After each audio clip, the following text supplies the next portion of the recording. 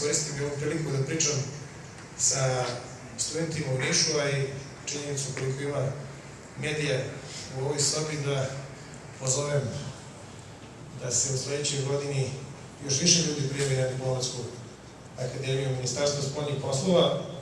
Prošle godine se prijavilo 500 ljudi na 20 mesta, to je ovako jedan dosta veliki broj, 25 na 1, i zaista bili smo u prilici da izaberemo vrlo dobre kandidate. Ali uloga diplomata, ne samo u našoj zemlji, već uloga diplomata svuda u svetu u godinama koje su pred nama, gotovo u godinama ovim prvim koje su pred nama, igraće izuzetno veliku ulogu.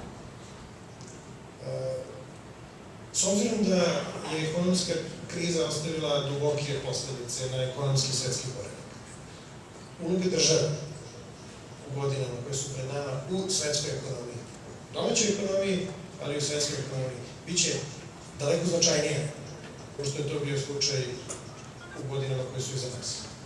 Ako je period između 1989. godine i danas bio manje više period totalnog liberalizma u ekonomskim odnosima, ova kriza je pokazala da je uloga države itekako ključna u sanaciji krize, sanaciji posledica krize i u izgradnji novog ekonomskog rasta. A politički odnosi, odnosno diplomatski odnosi između zemalja, igraju sve veću ulogu.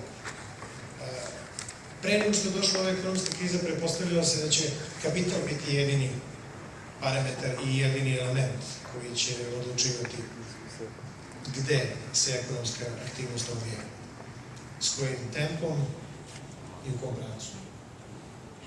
Ova kriza je pokazala ulogu vlada suverenih država u političkom odlučivanju. I diplomate će u godinama koje su pred nama imati mnogo veću ulogu u ekonomskom životu koji ćemo imati i koji ćemo živjeti na svetu. U okviru takvih parametara,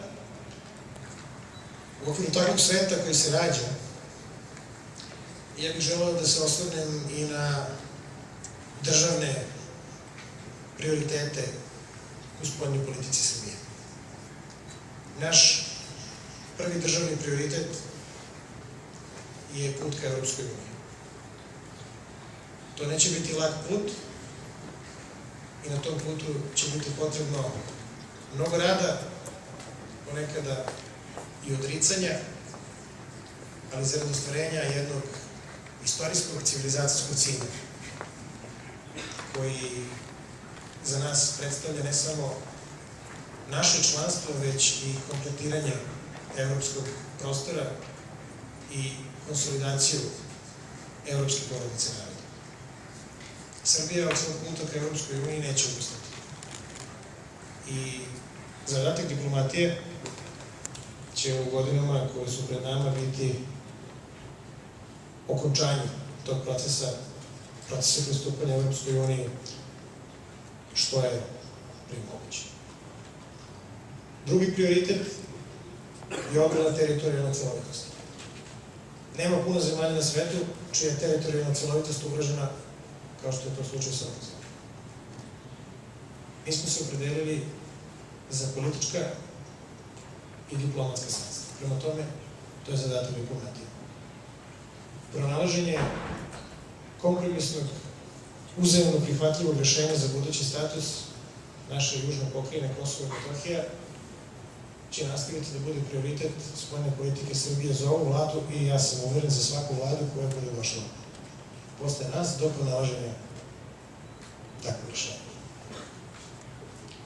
Treći prioritet su regionalni odnosi. Odnosi sa susedima i to mogu da kažem da je prioritet za svaku vladu, svake države na svetu da ima što je moguće bolje odnose sa svojim susedima. Ovo nije jednostavno susedstvo i odnosi sa susedima su opterećeni mnogim još uvek otvorenim pitanjima koje smo nasledili od ljudi koji su tu bili pre nas, i tu ne mislim samo na one ljude koji su tu bili pre nas, neposredno pre nas, već i na jednu akumulaciju, vekovnu akumulaciju problema, ali šta je tu je, to je situacija sa kojom se suočavamo i uspostavljanje najboljih mogućih regionalnih odnosa i uopšte mira i stabilnosti i harmonije u regionu Balkana je nešto što će biti važan parametar, izuzetno bitan prioritet srpske spoljne politike u 2012. godini.